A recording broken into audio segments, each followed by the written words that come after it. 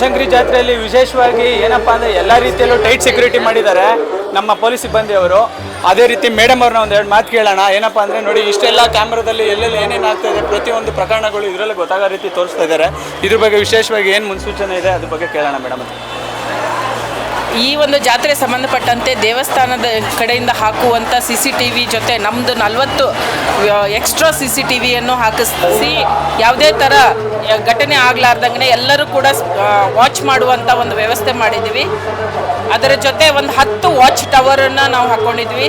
ಒಂದು 3 ಮಹಿಳಾ ಹೆಲ್ಪ್ ಡೆಸ್ಕ್ನು ಕೂಡ ಮಾಡಿದ್ವಿ ಮಹಿಳೆಯರ ಸುರಕ್ಷತೆಗೋಸ್ಕರ. ಆಮೇಲೆ ನಾವು ಒಂದು ಮ್ಯಾಜಿಕ್ ಬಾಕ್ಸ್ ಅಂತ ಹೇಳಿಬಿಟ್ಟು ಇಲ್ಲಿಂದ ಲೈವ್ ಸ್ಟ್ರೀಮ್ ನಮ್ಮ ಕಮಾಂಡ್ ಸೆಂಟರಲ್ಲಿನೂ ಕೂಡ ನಾವು ನೋಡ್ಬೋದು.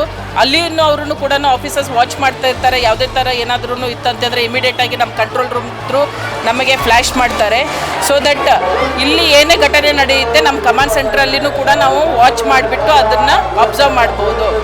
ಹಾಗೆ ನಾವು ಇಲ್ಲಿನೂ ಕೂಡ CCTV ಹಾಕ್ಕೊಂಡಿದ್ವಿ. ಇಲ್ಲಿ ವಿಶೇಷವಾಗಿ ಒಂದು ಮೈಕ್ ಥ್ರೂ ಮತ್ತು ಒಂದು ಅಧಿಕಾರಿ PSI ಲೆವೆಲ್ ಅಧಿಕಾರಿನೂ ಕೊಟ್ಬಿಟ್ಟು ಯಾವುದೇ ಥರ ಏನೇ ಗಲಾಟೆ ಆಗಲಾರ್ದಂಗೆ ಅಥವಾ ಯಾವುದೇ ತೊಂದರೆ ಆಗಲಾರ್ದಂಗೆ ಎಲ್ಲಿ ನುಗ್ಗಲಾರ್ದಂಗೆ ನೋಡ್ಕೊಳ್ಳಿಕ್ಕೆ ವಿಶೇಷ ಕ್ರಮ ವಹಿಸ್ಕೊಂಡಿದ್ವಿ.